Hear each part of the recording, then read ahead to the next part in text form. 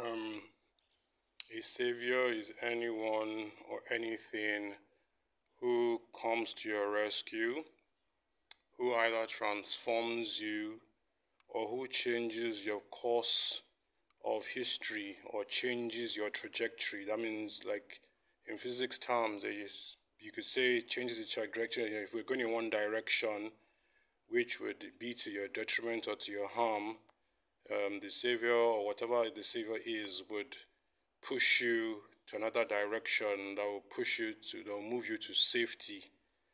Um, like you can say, maybe like if you're thirsty, you're dying of thirst, to not literally, but if you're thirsty, water would save you.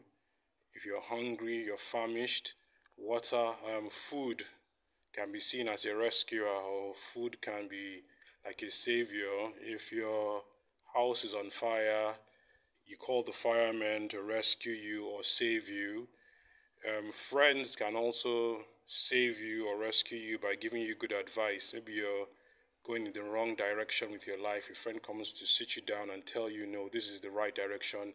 And if you listen, your life would be saved, because, you're going the wrong way. So saving is basically a human tendency, saving, save time. Like the internet saves time. You're looking for something on the internet, you don't need to go to a library. The internet saves time and it saves cost.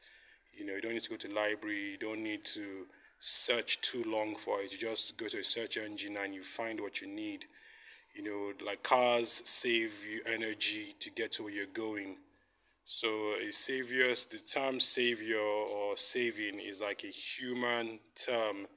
It's even a hammer. A hammer saves you time, energy. Use a hammer to open something, or use a hammer to break your wall. The hammer could save you. So even technology can be said to have saved humanity a lot of time, a lot of energy, and a lot of effort.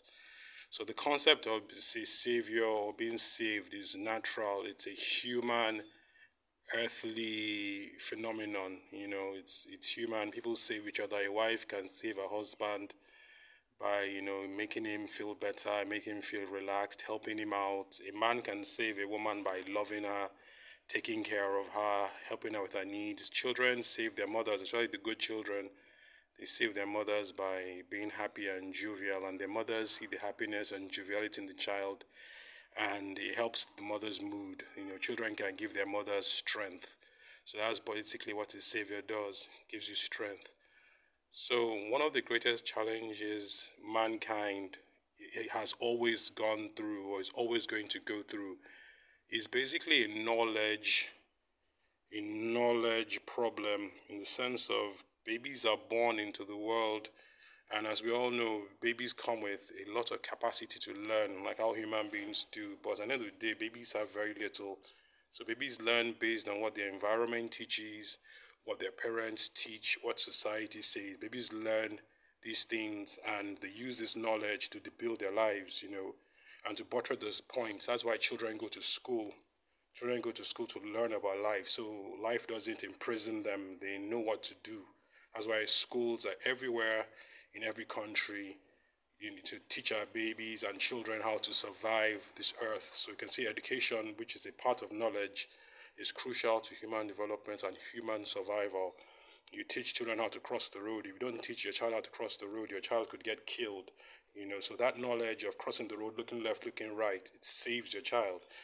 Now, further down the road, you could have the right knowledge and you could be taught the wrong things. You could be taught the wrong things. If someone has the wrong knowledge and teaches the wrong knowledge, he puts you in a predicament, because that knowledge will not help you. And what doesn't help you basically will destroy you. What won't help you, it will just waste your time. So that's why having the right knowledge is crucial and very important. So knowledge, as we all know, knowledge, you need to do the right things. You need to learn, how to save the world, basically. Like environmentalists will tell us we need to push back on emissions. That's knowledge, because we don't, the scientists are working to get the knowledge. The ice is melting. That's knowledge. We're being told, okay, basically, reduce emissions. Cars are going electric. That's knowledge. Knowledge that will save the world. save the world, make the world a cleaner place, because that's where our future needs the cleaner air.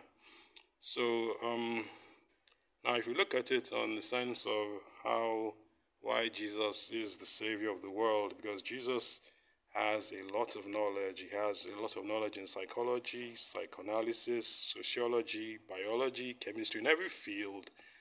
I can say Jesus has probably the most knowledge, or has the most knowledge.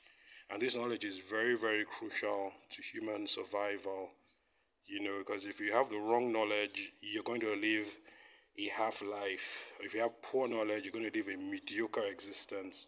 So Jesus Christ is a fantastic teacher who has knowledge. And as I said earlier, knowledge is basically a savior. Knowledge is a savior. So if Jesus has all the knowledge, which I can say he has, then basically Jesus can be said to be the savior of the world. Now, how does he become the savior of the world? Basically, if you have knowledge and you're giving everybody knowledge and say, hey, you take this knowledge, use this knowledge, I have this knowledge, you're going in the wrong direction. I can be termed as being a savior, like how a fireman saves a house. The fireman is the savior of the house. If you drink water, water saves your body. So Jesus being the savior of the world is not really a spiritual term, as people would say, but it's a normal humanistic term. Since he has all the knowledge and he's willing to give all the knowledge, he can be sent to be the savior of the world. Now, if you don't use that knowledge, that doesn't mean he's not the savior of the world. That means you just probably don't know about him, or you refuse to listen to him. So that doesn't change him being the savior. Like the sky is blue and you don't look up and look at it, you can say, well, that doesn't concern me. It doesn't change the fact that the sky is blue. So now what this transformative knowledge is that Jesus has, it's knowledge of how to move in the right direction so you can have positive outcomes. So you can have the right outcomes, you can understand what's happening to you, you can understand, which is very important, have a proper understanding of what you're going through, a proper understanding of what your situations are, a proper understanding of what the society is or where the society is. Basically, knowledge is like an idea of, if we're going in this direction, we're going to end up with these results. Knowledge is basically scientific. It's not hocus pocus. Now, you see, there are tendencies for human beings to have the wrong knowledge. We've seen that many times. We saw that with slavery, people enslaving people, coming all the way to Africa to enslave Africans. That was poor knowledge. Now you have Africans going on their own to the West. So that means slavery was a big mistake, because the Africans are willing to go to better climes to get money. They're probably even going in greater droves now. So the need for slavery then was because of poor knowledge. Then you have the monarchical system of where monarchs ruled Europe. We had the French Revolution. That was poor knowledge. You see, man seems to be moving at a point of making mistakes. We get to a point where we make a mistake and we now start going back. We now is at a point where we make mistakes and we now go back. It's like trial and error. But sometimes you don't really have the luxury of trial and error. And error could be very, very fatal. That's why it's always good before you make a decision, you go holistically into it. You don't make decisions on the whim or because of sympathy. Oh, this person is suffering, let me do. No, you go on hard-based knowledge. This person, what can I do for this person, this group of people, that will not affect the society?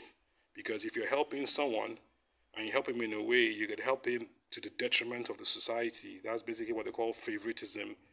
So knowledge is holistic.